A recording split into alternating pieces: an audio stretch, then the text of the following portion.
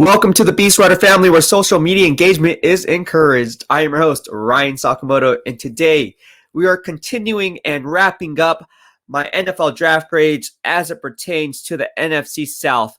Now, before we go ahead and get started, I just like to say thank you to each and every one of you for subscribing to my channel. Just be sure to turn on and flip on the bell notifications so you get notified when I go live or when I upload content. If you notice, I'm saying this in every single podcast and every single uploaded contented video because of the fact that people aren't getting notifications for whatever the case may be. But just be sure to turn on and flip on the bell notifications, and that will just be one way that you'll be notified or should be notified.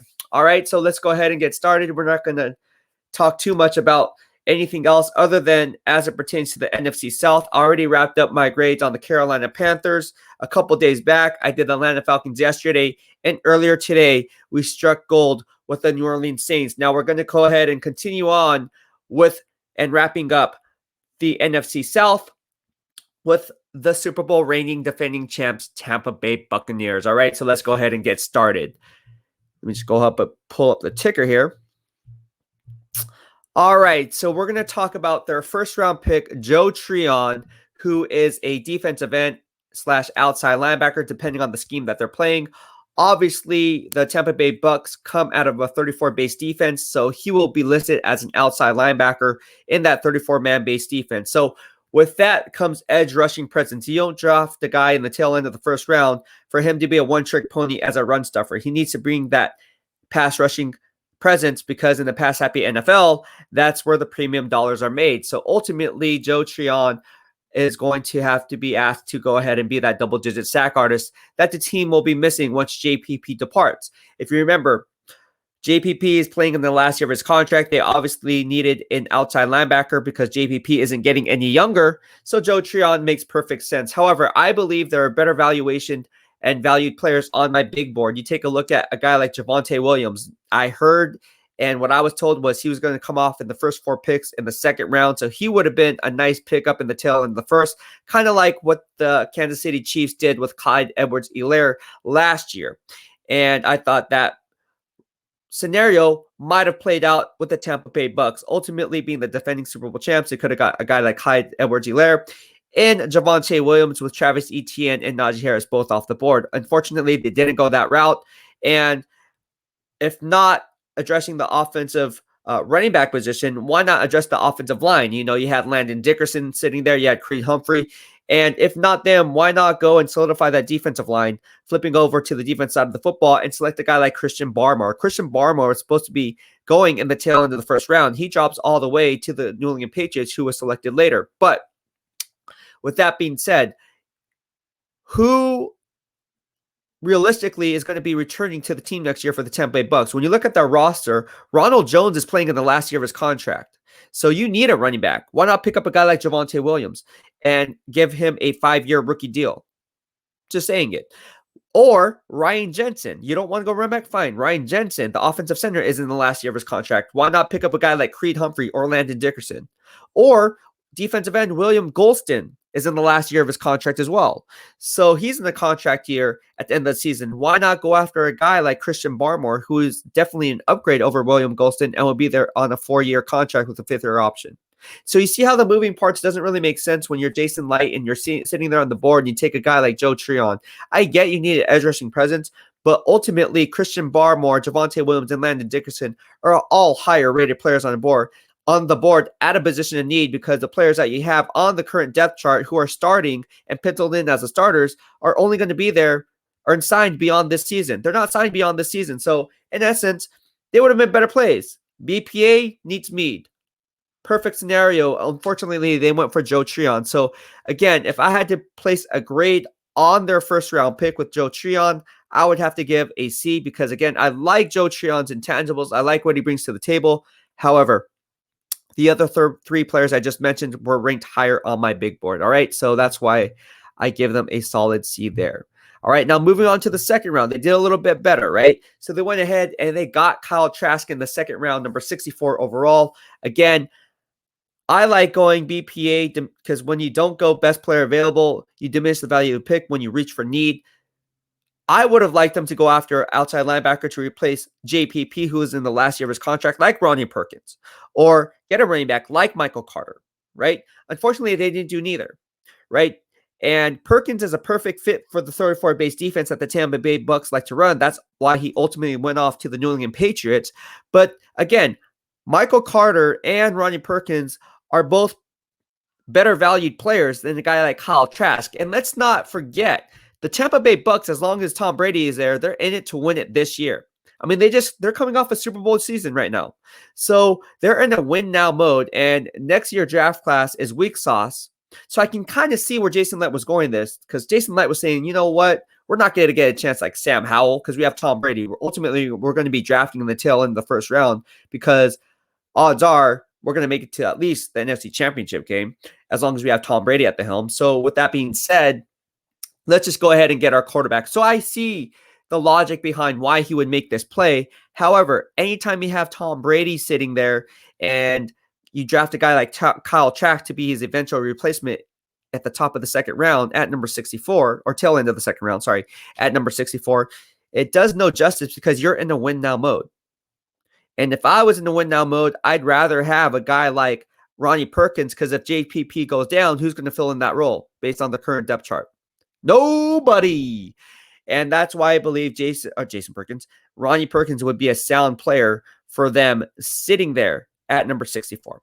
All right. But the regime thought, they stayed 2 steps ahead because, again, next year's draft class is weak in terms of the quarterback position. They're not going to get a guy like Sam Howell out of North Carolina. So they went ahead and got their quarterback of the future in Kyle Trask. So I can kind of see where the risk versus reward was sitting there, and BPA versus the horrors on the board, and based the instant gratification versus long-term gains. They're looking at the long-term game here, saying, hey, Kyle Trask can be our future. He can learn from Tom Brady for the next 2-3 years. And when Tom Brady retires, we can just plug in Kyle Trask because you drafted him at number 64 in the second round. So I can see where they're going there. So I would have to give this grade a solid B, because although there are higher rated players on my board, like a Ronnie Perkins or like a Michael Carter, they went ahead and got their quarterback of the future. So you can't go wrong with that. All right, now let's move on to the third round pick, number 95, Robert Hainsey. Pull that up here. All right, Robert Hainsey was drafted in the third round, number 95 overall. And again, I would have liked them to take Ronnie Perkins. So you missed him in the second round, and now you miss him in the third round. Why not go ahead and take Ronnie Perkins, who just comes off the board 1 pick later, to the New England Patriots, who run the same exact style of base defense in the 34 base front, and let the New England Patriots benefit off your mistake of reaching for need, diminishing the value pick, and Robert Hainsey. All right, he goes 1 pick later to the New England Patriots. The Bucs, who are sitting there and holding favorable draft position, sitting there at number 95, takes Hainsey, and then the Patriots benefit, but like, let's send the pick in, send the card in. We'll get Ronnie Perkins here. And that's what happened. And if you don't want to go defense, okay, go offense. Because again, Ryan Jensen is in the last year of his contract. Why not go after Quinn Meinerz, the Senior Bowl prospect who had a hell of a Senior Bowl weekend at the Senior Bowl, Division III product. You know what you're getting. He would be a steal here at number 95. Unfortunately, you didn't go that route. You'd rather take a guy like Robert Hainsey. So I don't get that pick. You already drafted a right tackle in Tristan Wirfs last year, trading up 1 spot with the San Francisco 49ers, giving up only a 4th round pick in return. So I don't get the logic behind getting a guy like Robert Hainsey. I just don't see it. Now, he's fundamentally sound. I get he's a true technician of the game. Maybe you can kick him inside the guard. I get it. But again, Ronnie Perkins still on the board. You just don't make that play. So if I was to give this selection a grade, no offense to Robert Hainsey, but I'm going to have to give this grade a solid D. Solid D. Plain and simple. All right. Now let's move on. We have inside linebacker KJ Britt from Auburn. I really like this pickup in the 5th round that they got. He's a 5th round still. Drafted number 176 overall. What I really like about him is he's a nasty downhill, 2-down traditional linebacker, right? He's a thumper, as I like to call these types of guys. And he's a 2-down run stuffer at best. He's not going to make many plays sideline to sideline. That's not in his game. But what you will get is a really tough, hard as nails inside linebacker who is a sure tackler at the point of attack and stack and shed with the best of them. But he does have limitations in dropping back in his spot zone coverage. So that's why he's not going to be seeing the field on 3rd downs. And that's why his draft stock fell, because he can't cover. He can't cover tight ends. He can't cover running backs coming out of the flat. So in a sense, he's a one-trick pony, or I should say one-trick two-down pony, because he doesn't add much value in pass coverage. And with that being said, he's a liability in pass coverage. So getting a guy like KJ Britt in the 5th round, again, what you're getting is a special teams ace.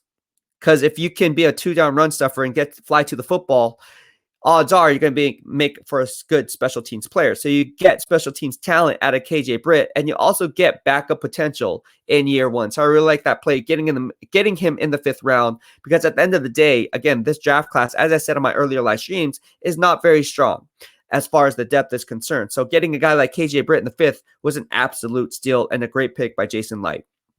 All right, that's pretty much wraps up the Tampa Bay Bucs draft grades. For KJ Britt, I give that draft grade a grade of an A. Now let's look at the rest of the draft picks, right? So they went ahead and selected wide receiver Jalen Darden in the 4th round, number 129. They got cornerback Chris Wilcox drafted in the 7th round, number 251. And then they wrapped it up by selecting outside linebacker Grant Stewart in the 7th round, number 259. So when you wrap that all up, are those guys going to make the roster? Probably not. Probably not. But again, this draft class isn't the strongest, and they had to make the picks because they were slated to pick there. And ultimately, those were the guys that were chosen. So with that being said, if I have to give a final grade on Jason Light's draft in the 2021 NFL draft class, I would give him a solid C. And a solid C, the reason, again, it starts at the top of the draft with Joe Tryon. I thought they reached for need, diminishing the value of the pick with other better rated players on my big board. And then in the 2nd round, I get the logic behind Kyle Trask, but then again, you miss on Ronnie Perkins again. So you miss out there as well. So again, there's a lot of different scenarios that we can work with here.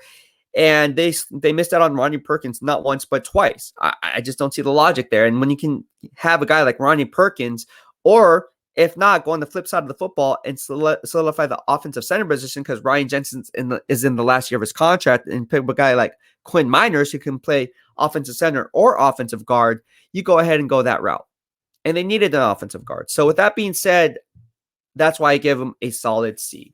All right, well, that'll be it for this podcast. I hope you guys liked what I had to say. If you did, please hit the subscribe button in the lower right-hand corner of your screen as you stay up to date on all things Beast in real time. And again, I'm shooting these premiere videos. They're a hit. They go live. So you guys see them in live stream, just like I see them in real time, and I respond to your questions as they unfold. So again, drop your comments and please leave your feedback, because again, you guys are my oxygen, and without you guys, I wouldn't be where I am today. So again, mahalo for the love. I really appreciate everything that you guys have done for me. So I want to hear from the BWF, the BEASTwriter family, the Bucs fan base, and know your thoughts as to my analysis on what your thoughts were and what grade would you give the Tampa Bay Buccaneers. Thank you for tuning in. Have a good day. BEASTwriter out.